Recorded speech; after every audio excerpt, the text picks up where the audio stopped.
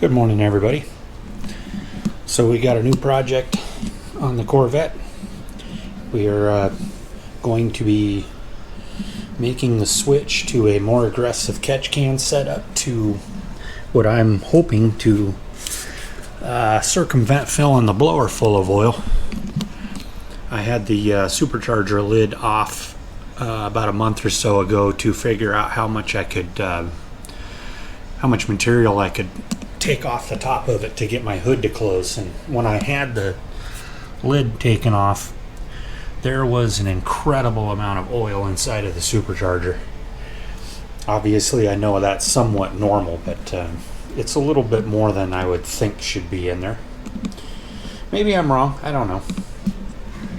But I do suspect that my current Elite Engineering catch can plumbed in the somewhat normal LS fashion is probably not ideal for a boosted application. There is nothing wrong with the Elite Engineering catch cans, but like I said, I want to go to a little bit more aggressive setup and see if I can contain some of that oil. This catch can is going to be going to a online buddy of mine that lives back east. If you ever want to check out their YouTube channel, I believe it is Sid and Junior's LS World. They spend a lot of time working on C3 Corvettes, C5 Corvette, C7 Corvette, and a few other cars as well. So this is the Mighty Mouse catch can. This is the wild version.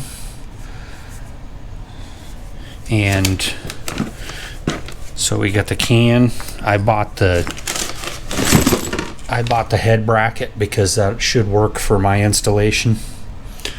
I know a lot of the Corvette guys that are running the centrifugal blowers where the blower's sitting right here. Obviously you can't put the catch can right here, so guys end up having to put it in an alternate location, but I think the head bracket should work just fine for me. Another thing to note, this PCV valve that comes in the kit is not a PCV valve. It's actually a dummy. It's literally just a can to enable you to adapt a hose onto the driver's side valve cover.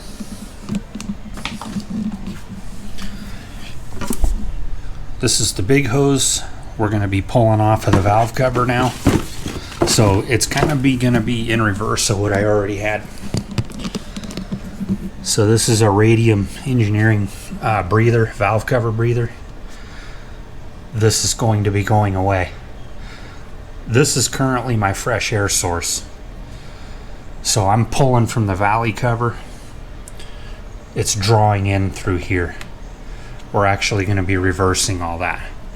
So now I got to get a fresh air source from my intake elbow into the driver's side valve cover, kind of like the old setup.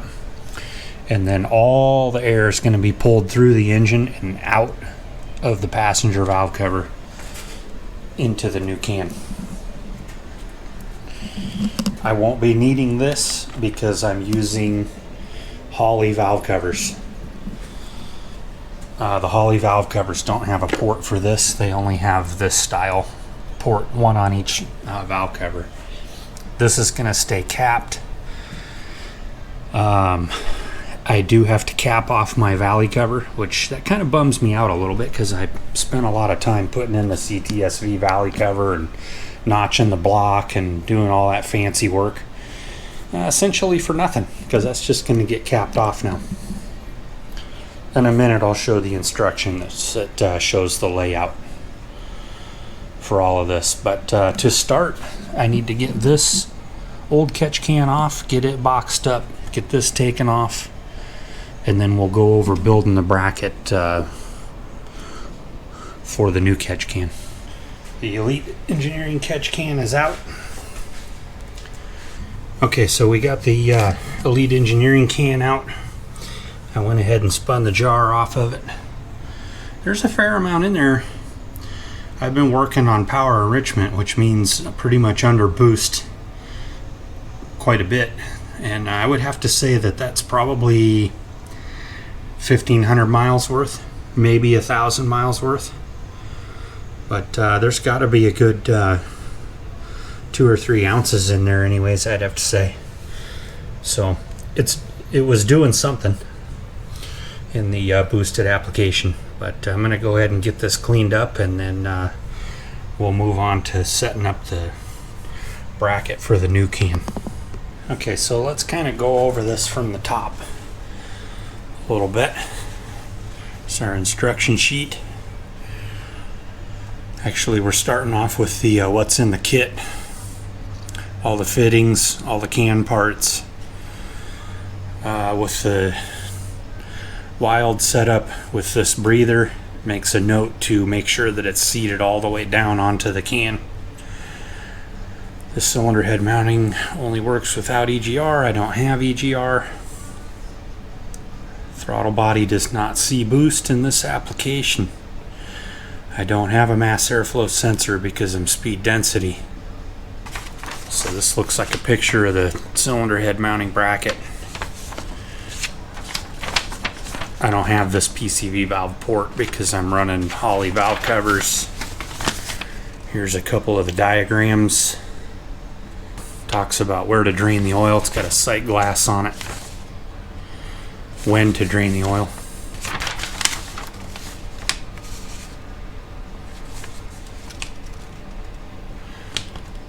It's expected that these installations to be handled by someone mechanically inclined. Installing catch cans incorrectly can result in engine damage. So basically we're going to be following the LS2 diagram. So I do have this style of valley cover. So it says to cap off the passenger valve cover. So I think that's the route we're going to take.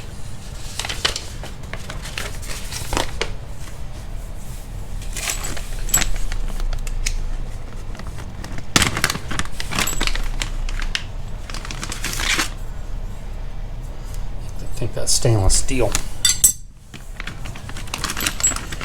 So I'm going to need one of these caps.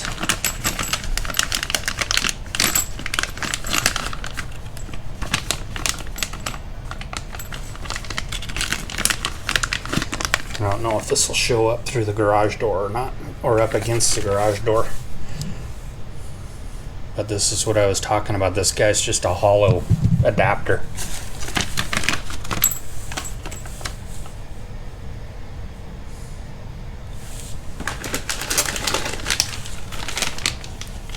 This is the bracket. That's pretty nice. So these two go hand in hand. So I'll get that put together here in a minute. Then we'll get that bracket put onto the cylinder head.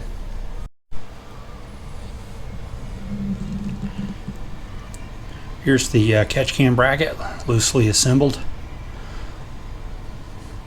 Tightly, loosely assembled. Let's go ahead and get this guy stuck on the cylinder head. This will use the 2 outboard holes in the front of the cylinder head, your accessory bracket holes.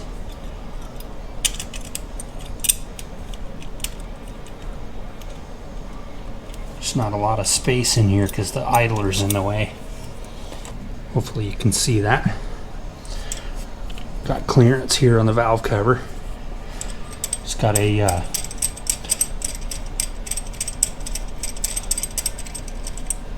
that intercooler hose is in the way, but it comes with a knob to hold the can in place in the bracket.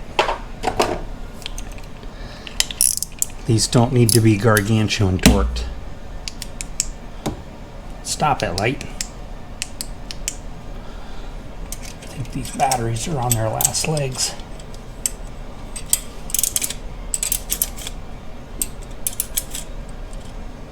That's plenty tight.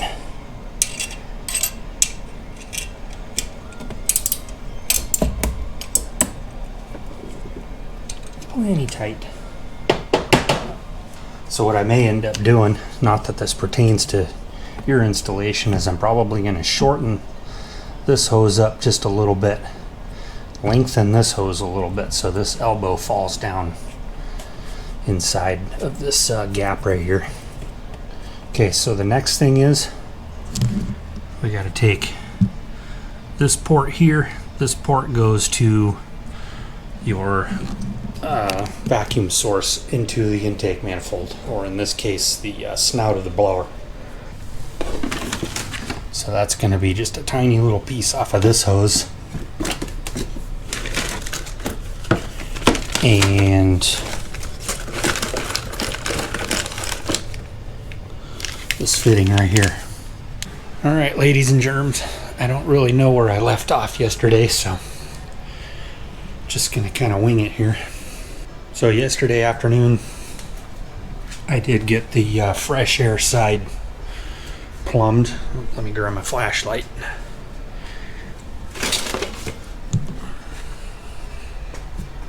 One of my next projects in the old garage here is I'm going to completely redo the 35-year-old lighting.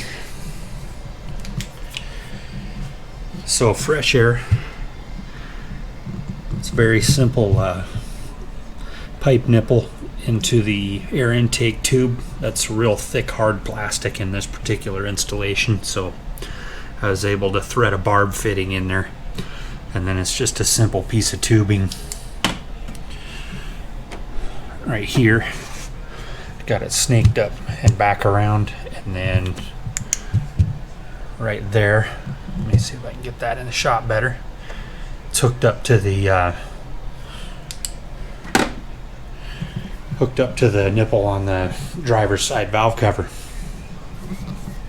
So that's going to be the beginnings of the fresh air into the engine, and then basically we're going to be crossing over. It's going to pull through the engine over to the passenger valve cover, kind of like most any old school V8 PCV setup. So this hose right here is the suction hose, if you will, going to the suction port on the snout of the blower in my case. If you were running a normal intake manifold, it would be the same normal suction pipe that it always is on a LS manifold or a fast manifold or any of those kinds.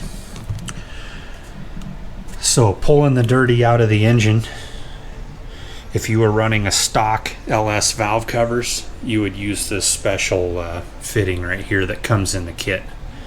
You can see it's got the adapter to plug into the valve cover. Since I'm running the Holley valve covers, I'm running the special Earl's valve cover filler cap. It's got kind of a breather built into it, so that should minimize the oil easily being able to get into this fitting.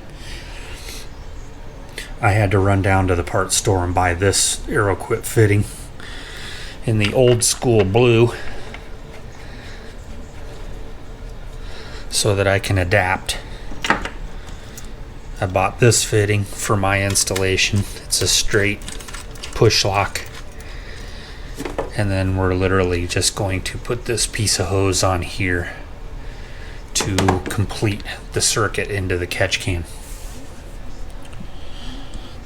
The quick concept behind this is if you're making boost and you do get some pressure into the crankcase, that pressure will come out of the filler into the catch can. There's a rubber check valve inside of this breather filter that will lift up and allow that pressure to escape out of this filter outwards, not inwards. This filter isn't for bringing air into the engine, if that makes sense. Here, let me see if I can show you. I know the light's not very good, but this piece right here is an actual rubber flapper that moves up and down in there. That's what the top of the catch can looks like. It's actually a kind of a ingenious design, I think. So let me get this hose cut. We'll put it on the fittings, get that tightened up, and then I think we're ready to start up the car and make sure we don't have any weird vacuum problems. I don't know why we would, but always good to know now. Alright, I got the hose cut. Finished product here. Got it cut and the push locks shoved into the hose, which is always takes a little effort to get those pushed in there, but I think this fit pretty good. Got to where I still have good access to my dipstick, which is important. And I did realize one other minor inconvenience with this particular threaded oil cap with the Holley valve covers. I'm probably going to have to carry either a metric adjustable or a old crappy cheap 7/8 of an inch wrench in the glove box, so that I have a wrench on me so that I can spin this fitting off, so I can spin the cap out of the valve cover if I need to add oil to the engine at any time out on the road. That's probably unlikely, but you never know, so it's probably a good idea in my case to have a wrench with me. I believe with the factory LS valve cover and that quick disconnect fitting that you can get that out of the valve cover to service the engine with oil without having to undo any of the hoses. But since this cap is threaded, you can't thread that out of there with this hose on there. Minor inconvenience, as I said. But let's go ahead and get this thing started up and make sure that everything seems copacetic, and then we'll proceed on with getting some tuning work done with this car when it's not freezing outside.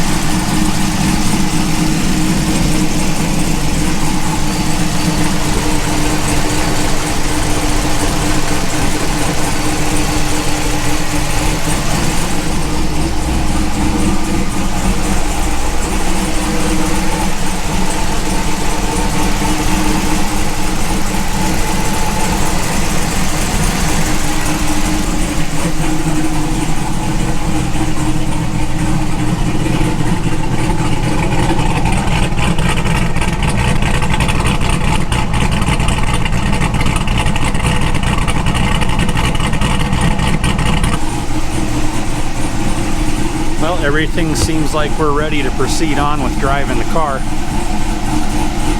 If you have any further questions on installing this kit onto your car, just go ahead and put a comment in the comments below, and I'll see if I can't try and not confuse you any more than I already have.